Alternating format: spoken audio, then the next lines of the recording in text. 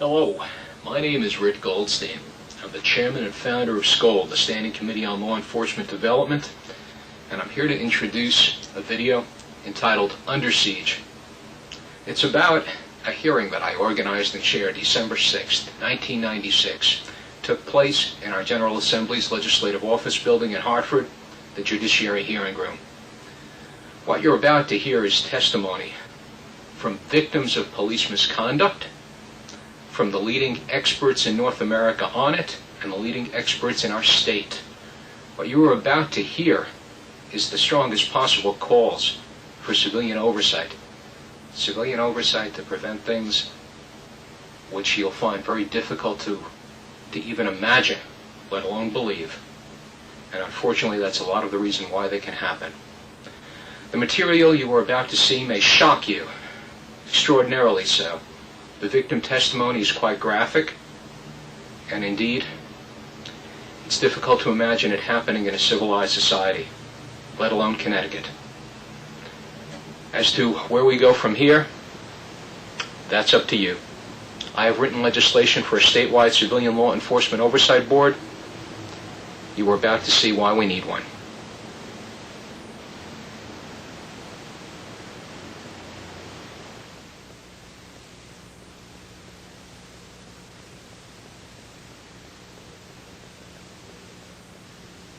Will come with, but I don't know any group that doesn't need oversight, be it lawyers, doctors, police, you name it. So carry on. Congratulations. And what this is about is justice.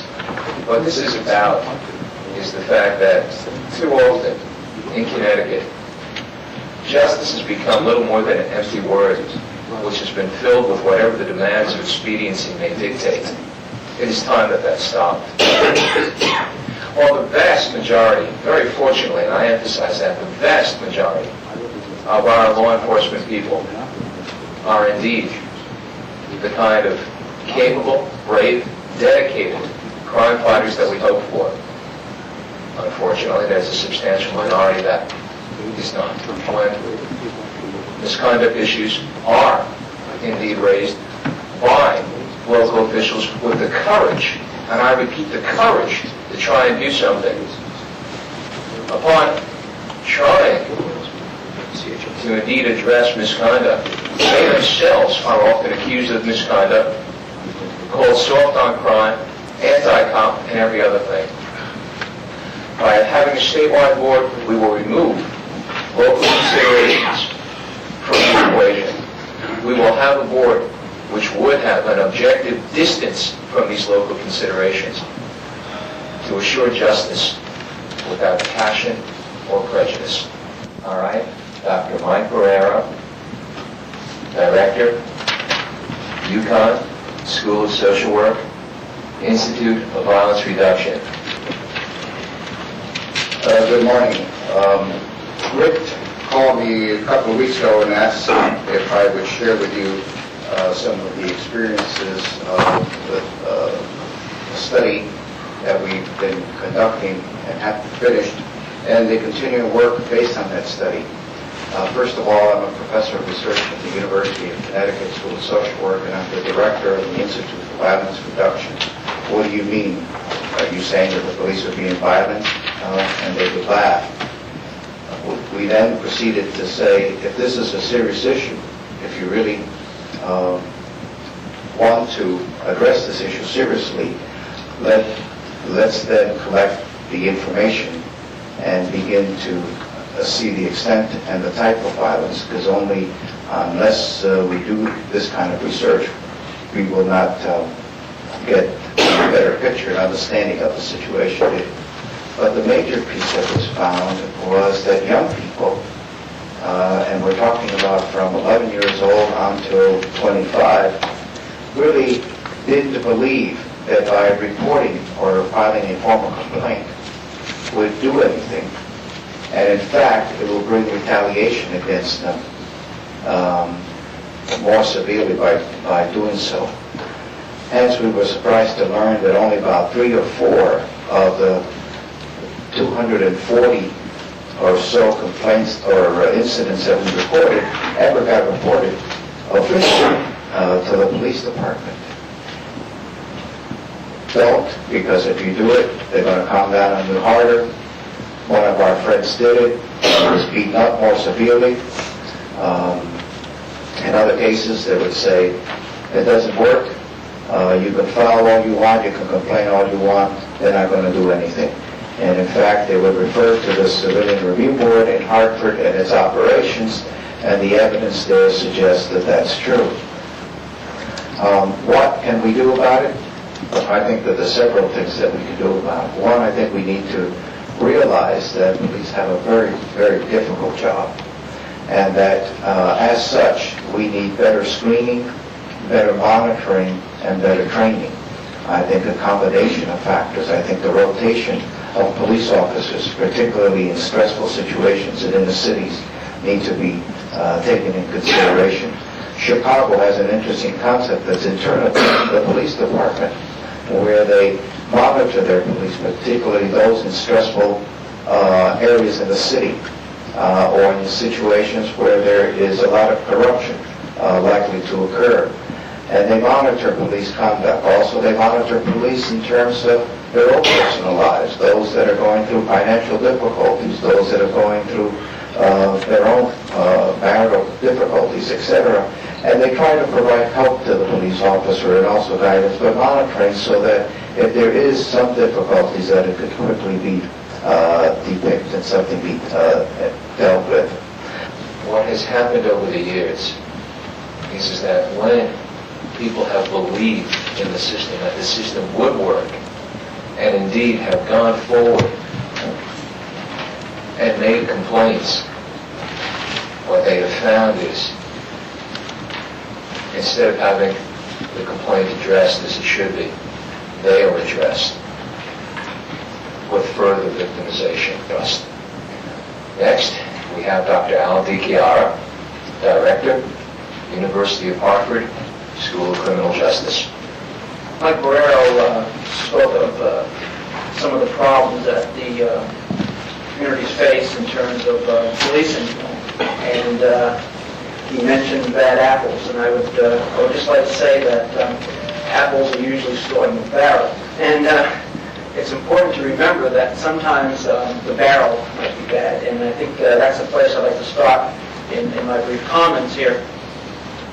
Police officers, as Mike said, had a very, very difficult job to do. They had a lot of pressure placed on them by citizens, by city councils, by all kinds of people.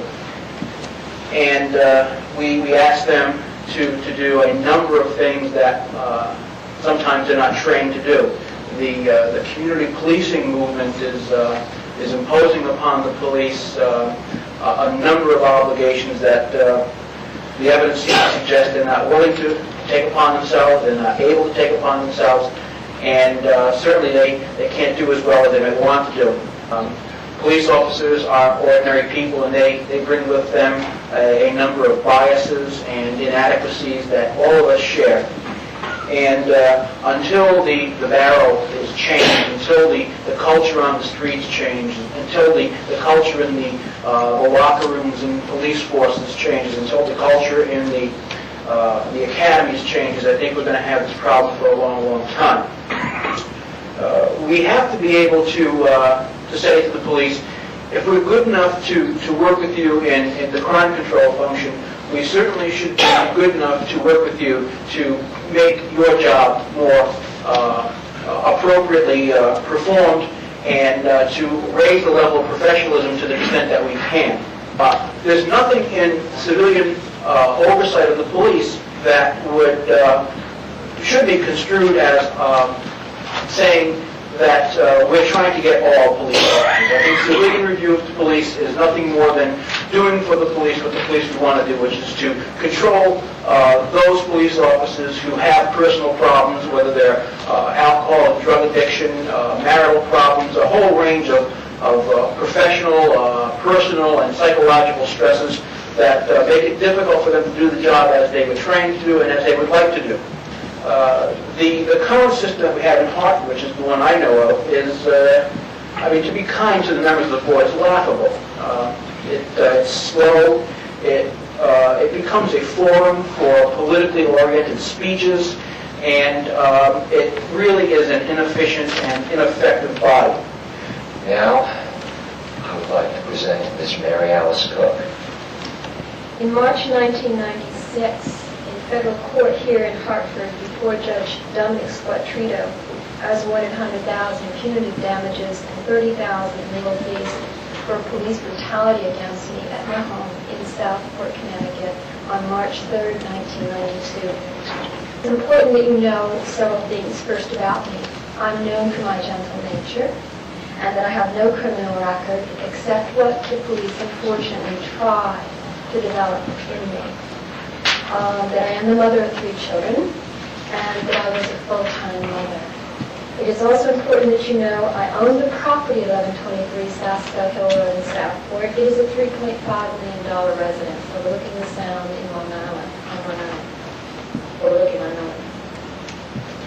And when I was falsely arrested for criminal trespass in my own home, breach of keys and resisting arrest, the records show at town hall that I indeed did own the home. These men came at my husband at home at his behest, and that I tried continually to seek to discuss these matters with the local police, and I sought resolutions, and I was laughed at. I wrote to the police chief, I requested meetings, and I was turned down. I finally turned to other people within the community, selectmen and judges and lawyers, to come forward to go with me to the police before I even signed this lawsuit. I want that perfectly clear that I did everything. And despite this guilty verdict, the abuse continues, even as recently as last month. On March 3rd, though, I left my house in Southport. This is the instant that I won federal court.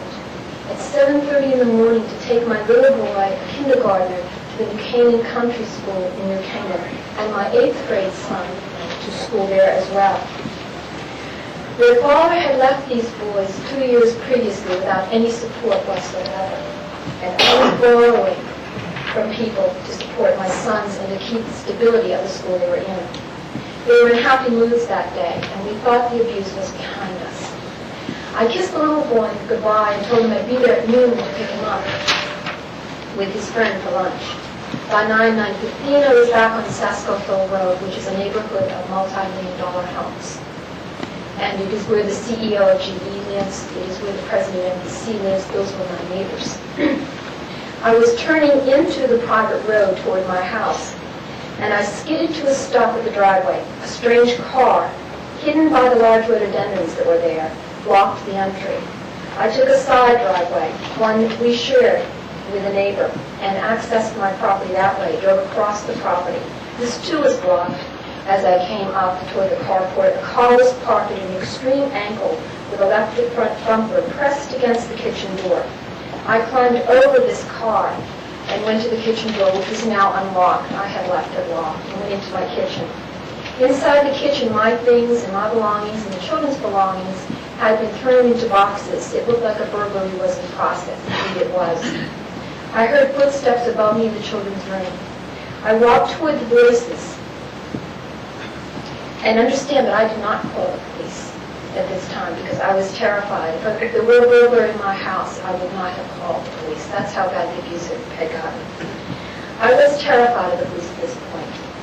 As I came into the newly emptied living room, I saw portable telephones, camera equipment, and other surveillance equipment scattered on the floor.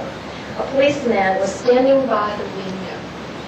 My ex-husband of now 2 weeks rushed at me, all 6'3", 3.5 inches of 230 pounds, charged me, punched me quickly in the chest, knocking me over.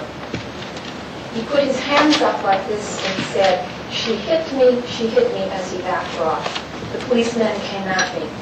I turned, left the house immediately, and went to a neighbor's house, and I called my attorney, who told me to wait outside, across the street from the house, and he would be there at any minute. While I waited, cruisers came, 2 cruisers, as a matter of fact, passed me. One officer, Havens, put the window down and started verbally accosting me, telling me to get out, that I was not wanted. I heard running within seconds behind me on the gravel, and and I was jumped from behind by 3 cops. I was taken down, as they say, forcibly, thrown onto the road without any warning, without anyone identifying them, without anyone telling me what was happening. My face was forced onto the rough gravel, a knee was pressed into my spine and neck. I could not breathe, thought I would suffocate and die. They did not identify themselves as I said. They acted in silence. Kneeling on a person's back can lead to suffocation. I was suffocating under the weight of 3 men. Some people freeze with fear. I was numb. 3 cops pounced on me, grabbed me from my arms. They pulled them hard behind me, cuffed my arms, not my wrists, and just below the elbow. If you try this yourself, you'll see how painfully wrenching it is. It felt like my elbows were going to rip out of the skin and my shoulders would pop at their sockets. I was jerked around by the hair, my head jerked hard, and dragged up the road, up and down the gravel driveway an 1/8 of a mile. As they dragged me backwards by the hair up the driveway of my Southport home overlooking the Sound, they kept saying, "You should thank us for making you look so much bigger. Your tits are standing up. And you look so cute, scared." I asked them why they were doing this to me. I kept asking them, "Why are you doing this to me? What is going on?" "We don't have to tell you," they said. "Shut up, bitch. Shut up. Put her down for breach of peace. Add resisting arrest." I was terrified and my whole body trembled with shock. I thought they were going to kill me and that I would never see my children again. All I could think of was, why could this be happening, and why was it happening in Southport, Connecticut? I thought it happened in third world countries. The surveillance equipment, like the number of cops, the time, and the planning to entrap me, was very expensive. Why? I'm just one housewife taking care of 3 children. A neighbor saw me being dragged, told the police that I owned the house, lived here, that my attorney would soon be here. Could they please wait? "You can find her in the lockup," he growled. I was thrown and handcuffed into a cruiser and my head crashed against the bar door handle. I fell handcuffed onto the floor. "I got you." The police were now breaking into my car. The police cruiser sped down Sasko Hill Road, and the irony is, under the beautiful great old trees, past the CEO of GE's house, past the president of the past these multi-million-dollar homes that I had grown up in, had never known police brutality or this sort of mentality in my entire life. Truth is a powerful cure. I leave you with the quote by Edmund Burke: "All that is necessary for evil to triumph is for good people to do nothing." Thank you.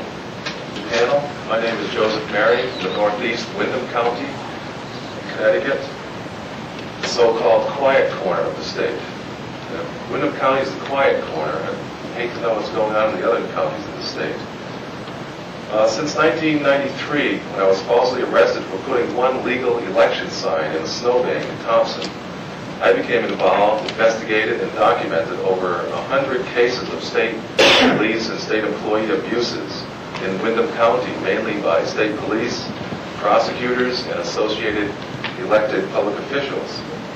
They're oftentimes arrogant, intimidating, assaultive, they batter people, they mace prisoners who are handcuffed or in custody, they bash heads against walls, they throw prisoners down the stairs, and oftentimes, and once in a while, people die from this abuse.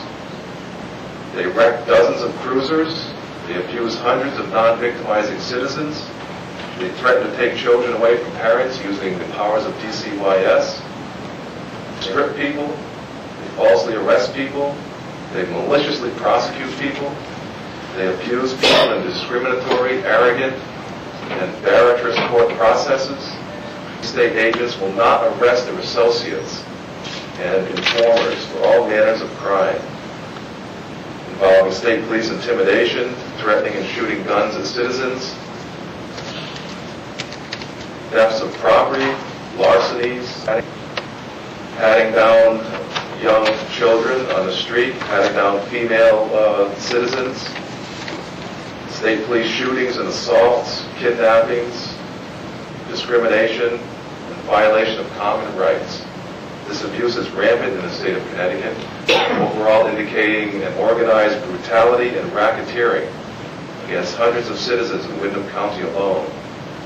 All sorts of cruel and bizarre acts rarely seen in a lawful society. It's so true that the truth is stranger than fiction. Many citizens have been assaulted, beaten, maced, imprisoned, and some killed. From the Perkins brothers in New London, Ronald Nato and Peter Riley cases of 20 years ago, to Richard LaPointe, Lorraine Spranzo, Stephen Ian Merzen, Harold Robbins, Jim Morey, Rosemary Roy, John Jones, James Sisko, Alan LaValle, Kenneth O'Connor, and the names go on and on. I could recite the names of these cases for an hour. I see you have some papers here. Why don't you just pick up the list of complaints that you have? This is a list of about 80 different complaints from people throughout Windham County alone. And this is only people that I have gone out and sought. This doesn't account for everyone that's afraid to testify and so forth. There are a lot of people that don't want me to write up their complaints. They're afraid for their lives. Women have been raped by state troopers, and they do not want to come forward unless they know that trooper is going to be locked up for a long time. So this whole bunch of papers here only lists 80 out of perhaps hundreds of others that are still out there we haven't even got to yet. It's incredible what's going on. So it shows you how much we really need this Civilian Oversight Board. We thank you very much for working for this goal. Thank you, Jim. You can see, it doesn't matter where you come from. It doesn't matter which or in between. What matters is the fact that things happen without any accountability, without any recourse. Right now, we will hear from Phil Engel. Phil is another justice system activist. It's a pleasure to be here today. For all those who are out of state, I'd like to welcome you to the Constitution State. As Ritt says, my name is Philip Engel. I was born and raised here. A small town called Colchester. It's a very quaint New England town. A lot of well-to-do people there. There's usually a lot of law and order. A little bit about my background. As I said, raised in Colchester. I played football there for 9 years.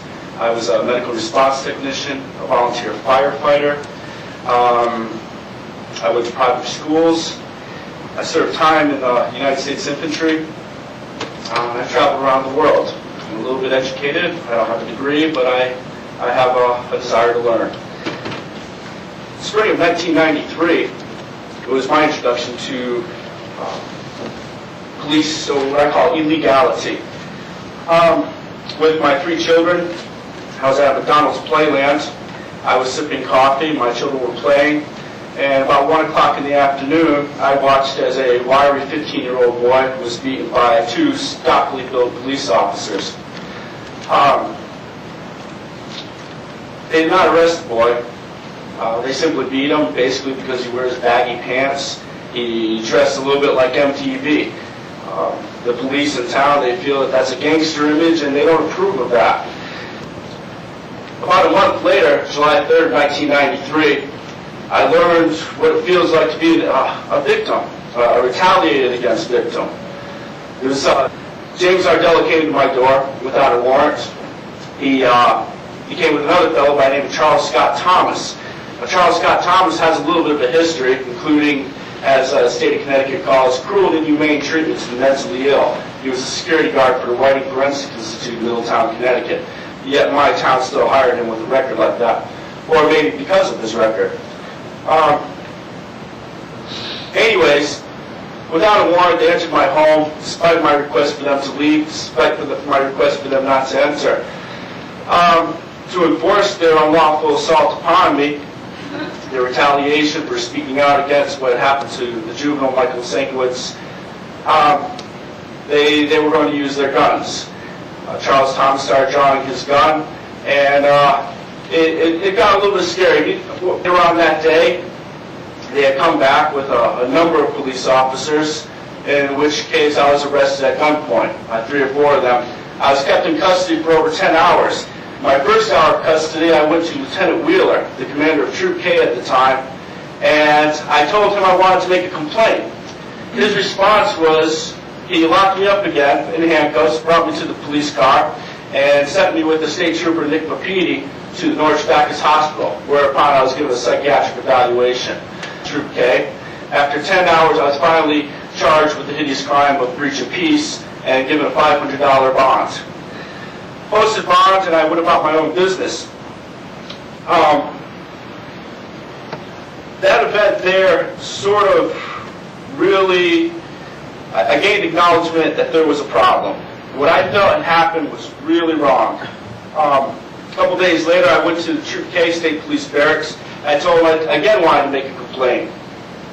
The state trooper supervisor, the shift supervisor, came out, put his arm around me, and he walked me to the door, and he said, "Phil, why don't you just drop the whole thing and be thankful you're still alive," as he put it. Well, I didn't really drop it. I continued on.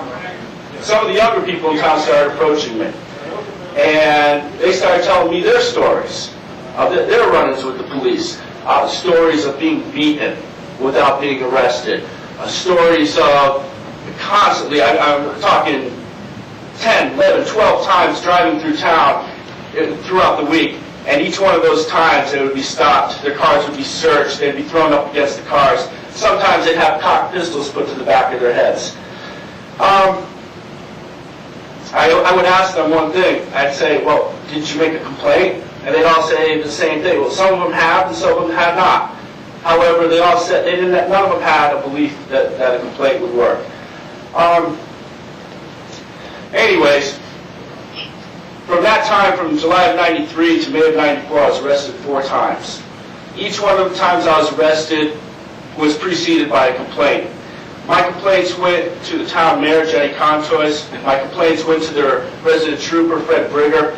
My complaints went to Lieutenant Wheeler, the commander of Troop K, and so on and so on. Many complaints to the appropriate agencies, the agencies that should have taken some steps to alleviate the passion of mine.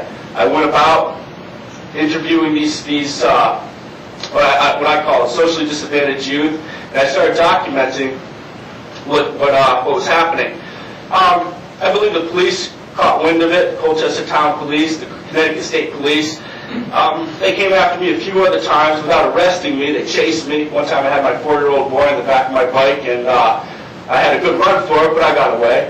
I'm pretty glad about that.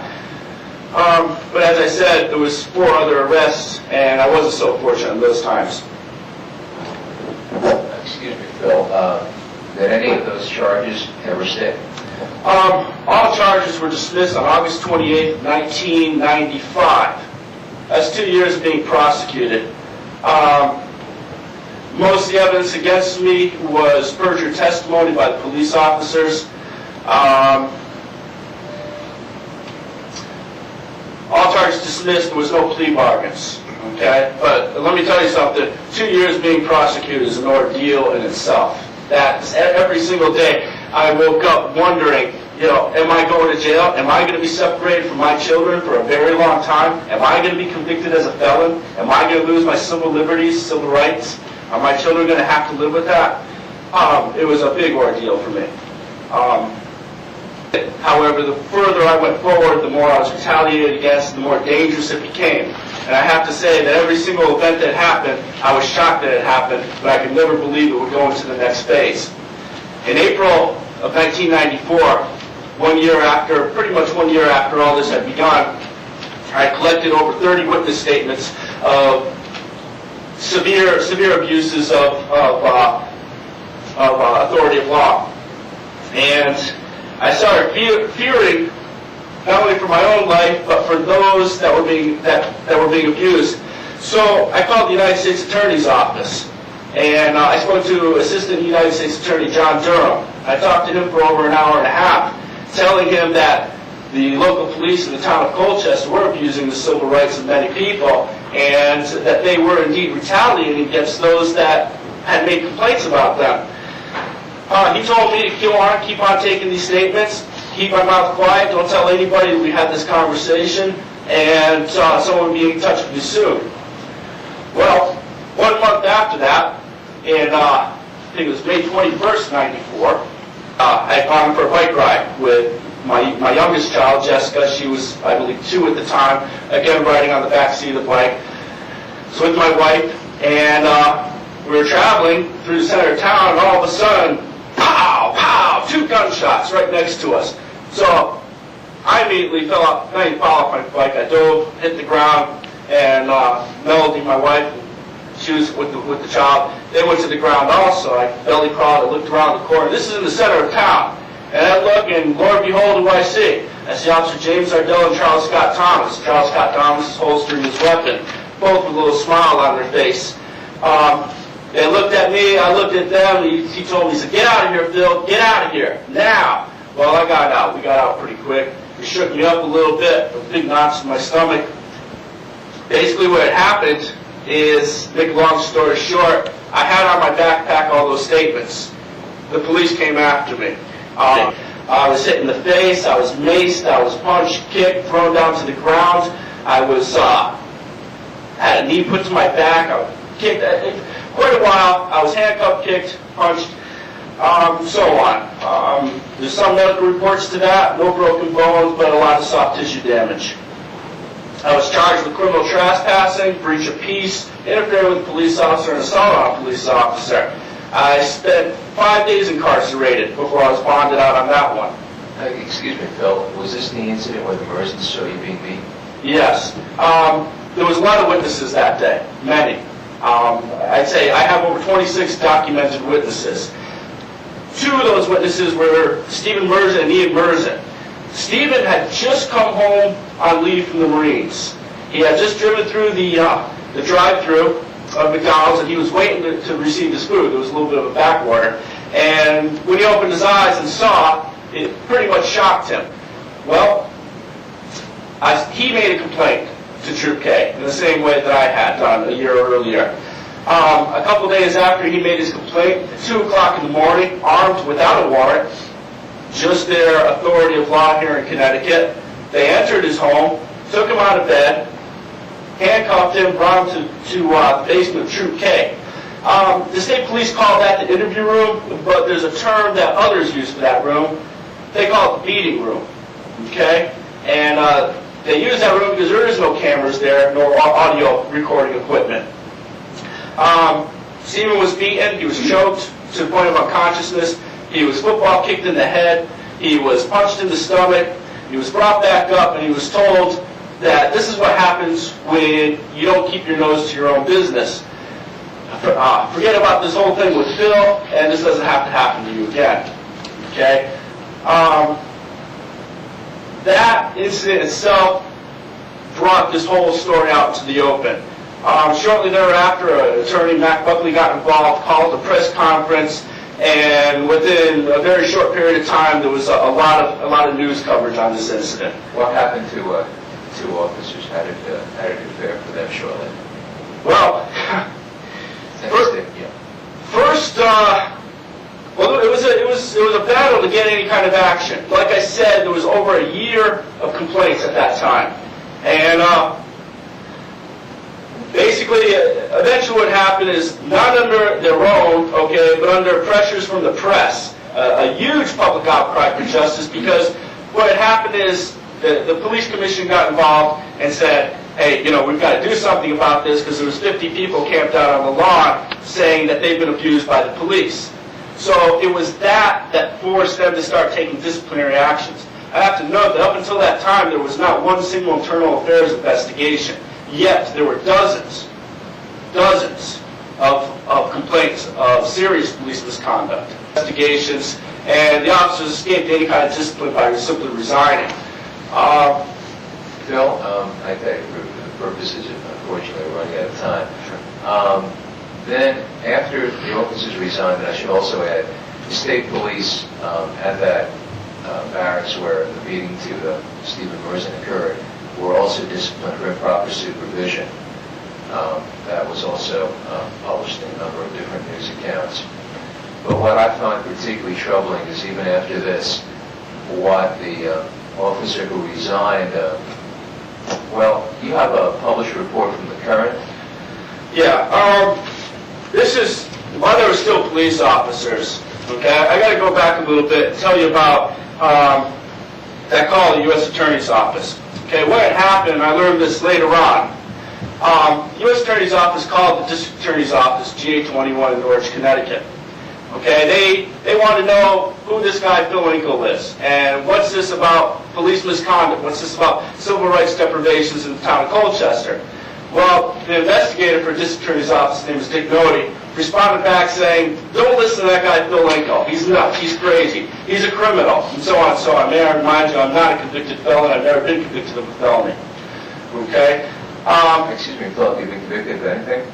No, I have not. Traffic offense.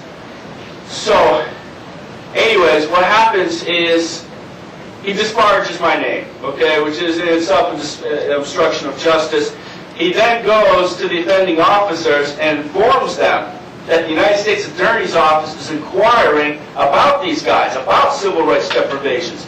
That's what made them mean. That's why they came after me on May 24 of 94 and literally stole that book that robbed it. They beat me and they robbed me of that bag. Excuse me, in other words, what they did was they stole all of your statements. Yes, they did. Right. Okay, and now in addition to taking the statements of the affidavits of your witnesses, more to the point, how about what they did through their, what was it, their stool pigeon, I guess? Right.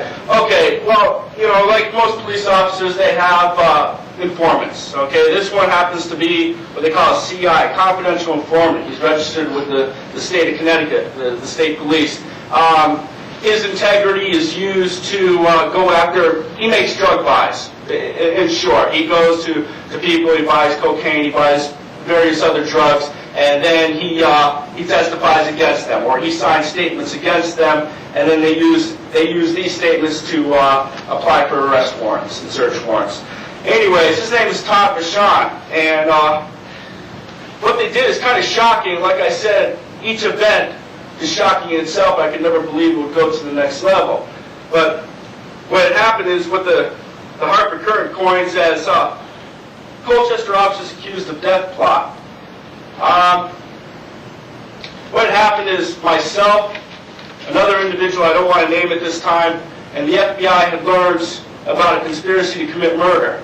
The object of that murder was myself. The intent was to obstruct justice. It was to keep me from standing up at podiums like this and saying what I have to say.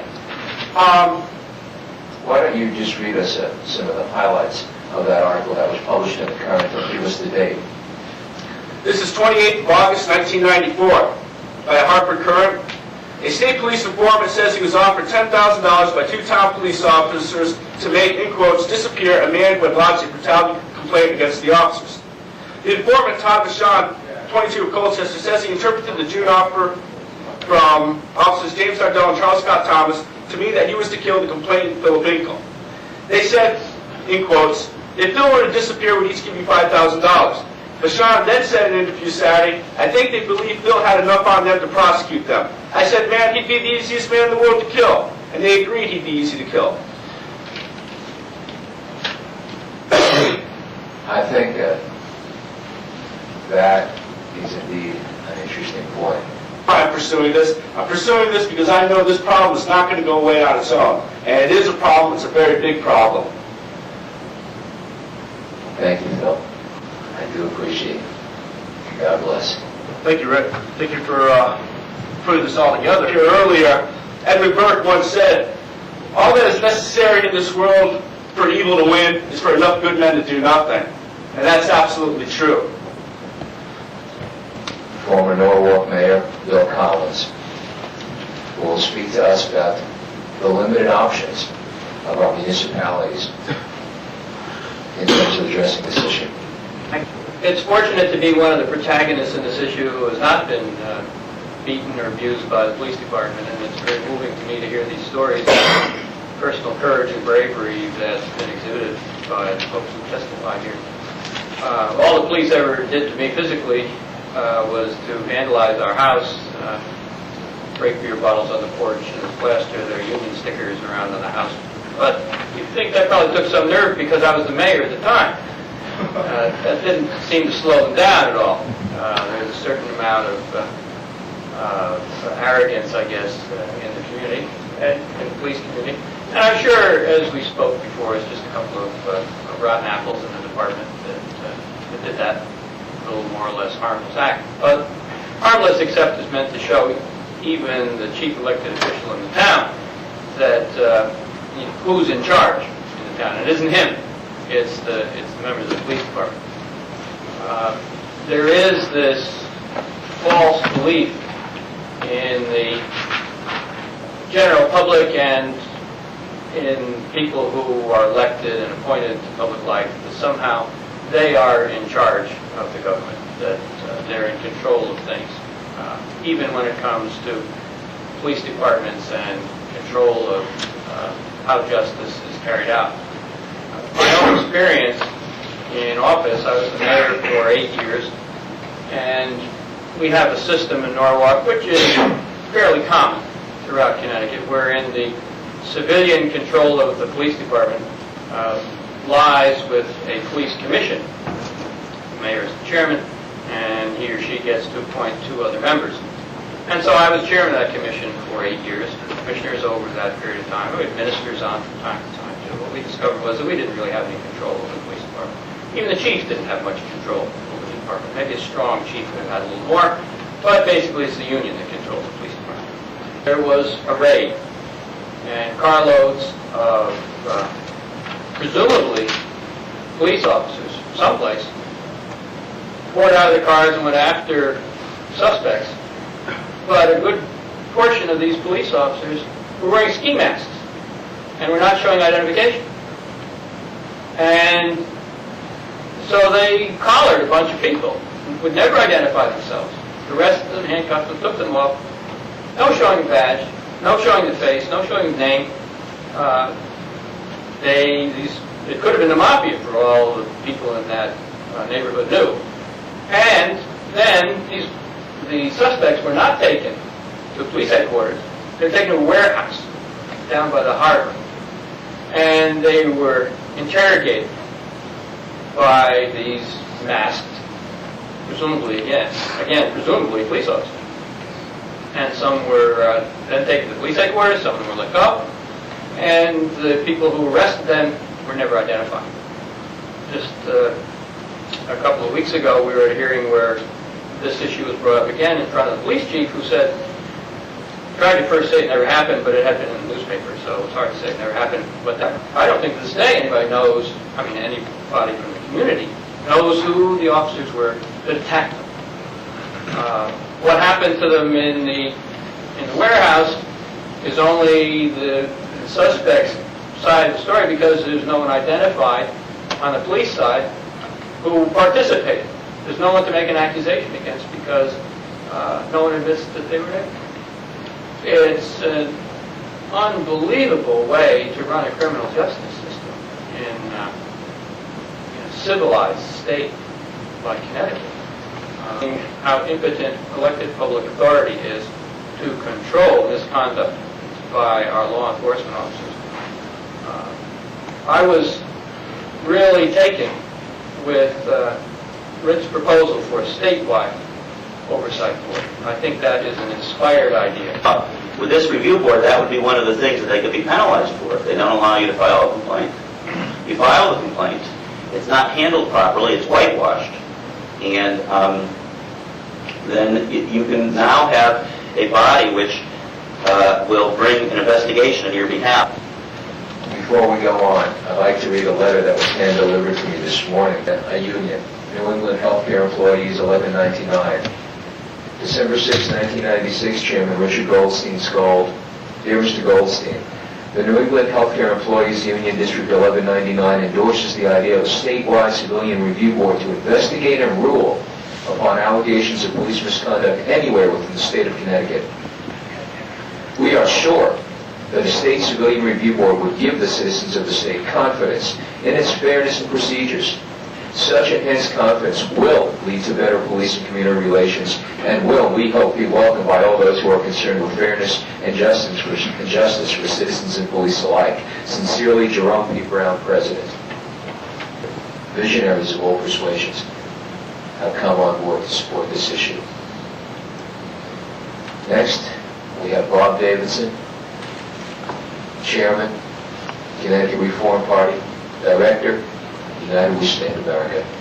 Point of view, Connecticut needs an accurate and effective way to answer these questions and to manage, or to help to manage our judicial system. I feel that an impartial statewide oversight board is a good first step in reaching that goal. Civilian oversight boards have been successful in the majority of countries in the English-speaking world. And my feeling, and I believe I represent those two organizations that I spoke of, we feel that Connecticut needs to now make those steps so that we can join the rest of the English-speaking world and have some sort of a tool where we will be able to help to manage our judicial system and our democracy. Thank you. As you can see, we have the problem, we have support for a solution, and now I think the question is, obviously, where do we go from here? As the author of the legislation, you all know my feelings. But I think what is important is that not only do you know my feelings, but we address the feelings of those who are indeed experts in this field.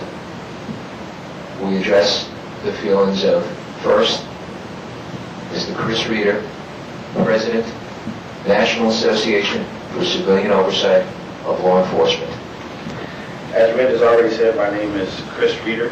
I am the Executive Director for the Citizens Police Complaint Office in Indianapolis, Indiana.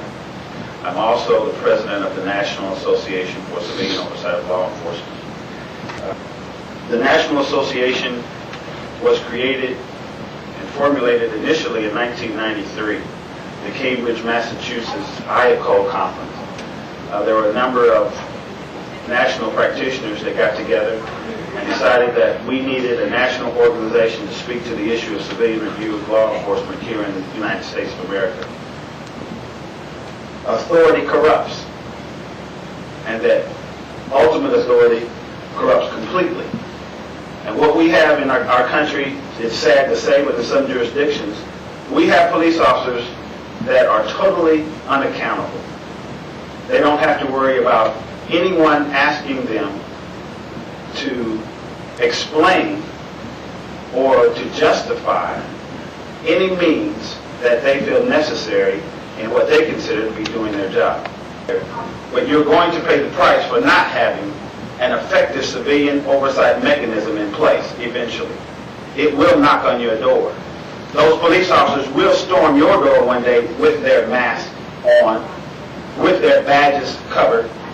They will tear from your ceilings the tiles looking for illicit drugs, so they say.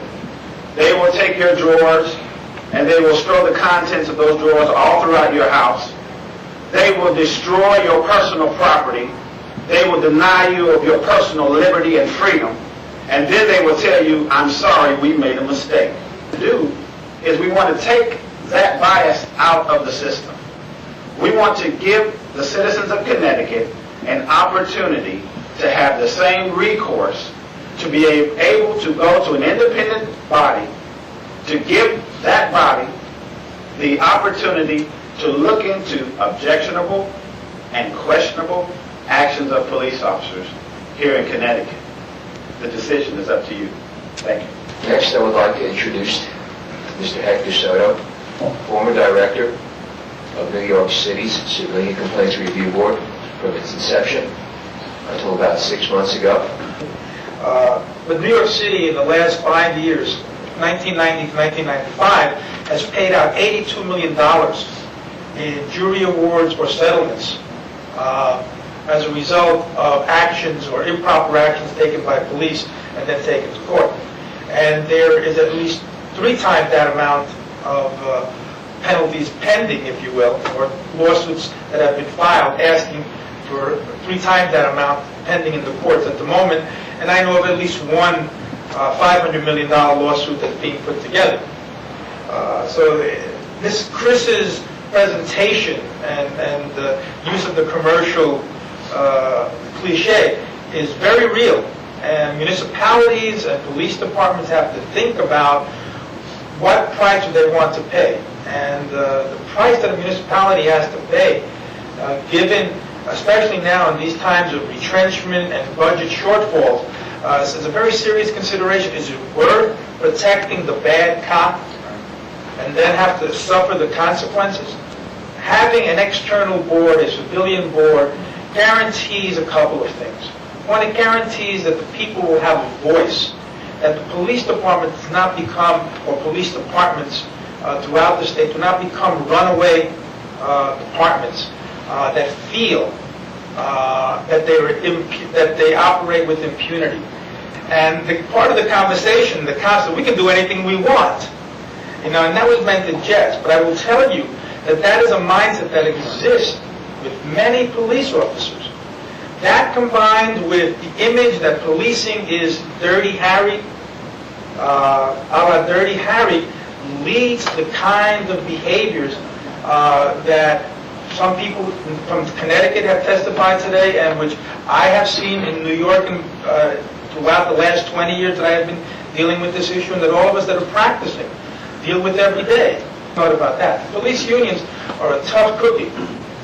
They are a reality. They have a lot of power, as Mr. Mayor indicated. Sometimes they control the police department more than the police chief or police commissioner. Or they. One of the good aspects of the proposal is that these commissioners are independent. They're elected. They're not part of the ongoing political process at the local level or the state level. And I think that's one of the requirements for making one of these things work. You do not need a board of commissioners that are going to be political wannabes whose principal goal is to score points with the person who put them on the board. That defeats the purpose of having the board. Next on the agenda, we have following agendas. Vice President Diacol, First Deputy Commissioner, Quebec Oversight, the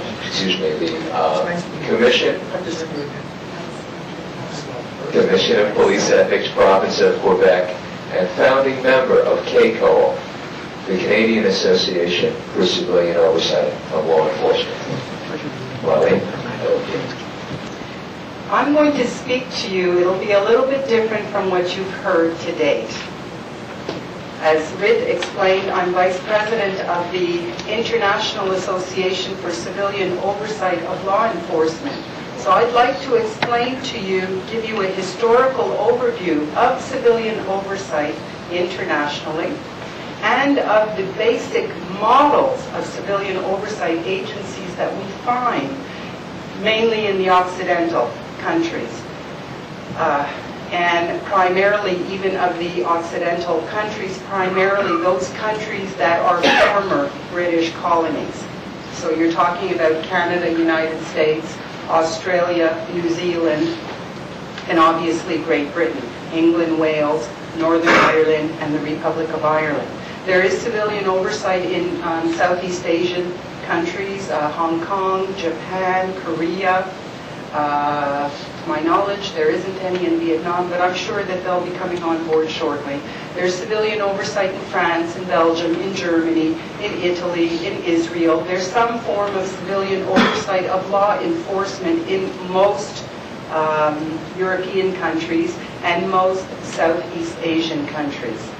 And I certainly do wish both Ritt and everyone else who has assisted him much success in getting this back to the state legislature and hopefully getting a bill actually adopted.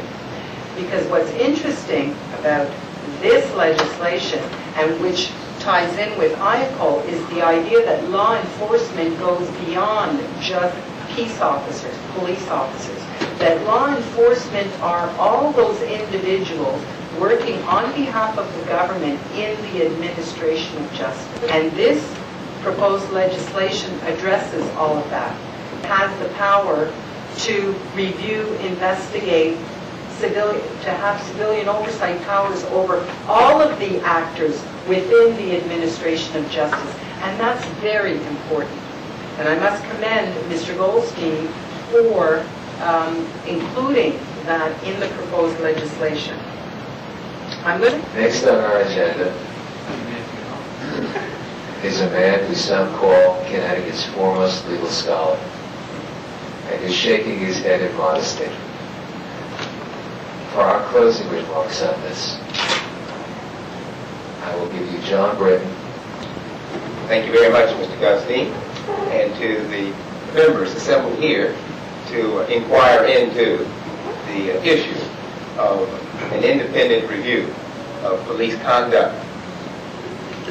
Justice requires fairness in fact and the appearance of fairness. The fairness maxim applies throughout the entire administration of justice in a democratic society. And the limitations upon internal affairs units of the police department and remedies in the courts have all led to a well-established administrative organizational form of an independent citizen review process for investigating police misconduct.